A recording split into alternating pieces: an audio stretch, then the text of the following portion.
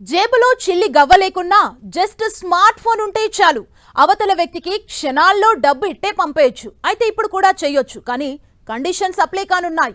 Daily life లో భాగమైన UPI చెల్లింపులపై భవిష్యత్తులో భారీ ఛార్జీలు పడే అవకాశాలున్నాయి.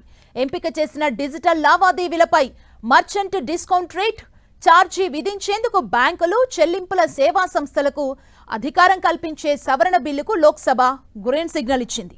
డిజిటల్ చెల్లింపులపై ఎండిఆర్ రుసుముల విధింపును అడ్డుకుంటున్న పాత నిబంధనని తొలగిస్తూ కేంద్రం ప్రవేశపెట్టిన ప్రతిపాదన సభలో ఎలాంటి చర్చ లేకుండానే ఆమోదం పొందింది. కేంద్ర మంత్రి నిర్మలా సీతారామన్ లోక్సభలో ప్రవేశపెట్టిన పన్నులు, ఇతర చట్టాల సవరణ బిల్లు 2026లో భాగంగా చెల్లింపులు, సెటిల్మెంట్ సిస్టమ్ చట్టం 2007తో పాటు ఆదాయపు పన్ను చట్టం 2025, ఆర్థిక చట్టం 2026ను ప్రభుత్వం సవరించింది. ప్రస్తుత చెల్లింపులు, సెటిల్మెంట్ సిస్టమ్ చట్టం 2027లోని సెక్షన్ 10A ప్రకారం ఎలక్ట్రానిక్ లావాదేవీలపై బ్యాంకులు, సిస్టమ్ ప్రొవైడర్లు ఛార్జీలు వసూలు చేయడానికి వీల్లేదు. ఆదాయ పన్ను చట్టం 1961లోని సెక్షన్ 269 SU ప్రకారం 50 కోట్ల కంటే ఎక్కువ వార్షిక టర్నోవర్ కలిగి ఉండే పెద్ద వ్యాపార సంస్థలు రూపే డెబిట్ కార్డులు, భీమ్ యూపీఐ QR కోడ్ల ద్వారా జరిపే వినియోగదారుల లావాదేవీల్ని ఉచితంగానే స్వీకరించాలి. అయితే తాజాగా చేసిన సవరణ బిల్లు ద్వారా సెక్షన్ 10A నిబంధనలో కీలక మార్పులు చేశారు. ఇకపై బ్యాంకులు, సేవలను అందించే ఐటీ మౌలిక వసతుల సంస్థల నిర్దేశిత ఛార్జు వసూలు చేసుకునే వెసులుబాటు కల్పించారు. డిజిటల్ చెల్లింపుల పర్యావరణ వ్యవస్థ దీర్ఘకాలం పాటు నడవాలంటే బ్యాంకులు, పేమెంట్ సర్వీస్ ప్రొవైడర్లకు నిలకడైన ఆదాయం అవసరమనే ఉద్దేశంతో ప్రభుత్వం ఈ అడుగు వేసింది.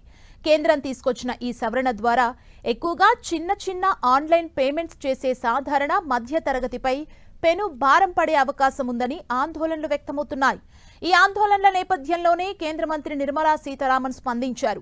డిజిటల్ లావాదేవీలపై విధించే ఎండిఆర్ వ్యాపారులకే కానీ వినియోగదారులకు కాదని ఆర్థిక మంత్రి Nirmala Sitharaman social media platform Xలో తెలిపారు. ఈ రూపంలో వచ్చే ఆదాయాన్ని బ్యాంకులు, ఫిన్టెక్ సంస్థలు మౌలిక సదుపాయాల విస్తరణ, సాంకేతిక ఆవిష్కరణలు, భద్రతపై పెట్టుబడులు పెట్టేందుకు వినియోగిస్తాయని పేర్కొన్నారు.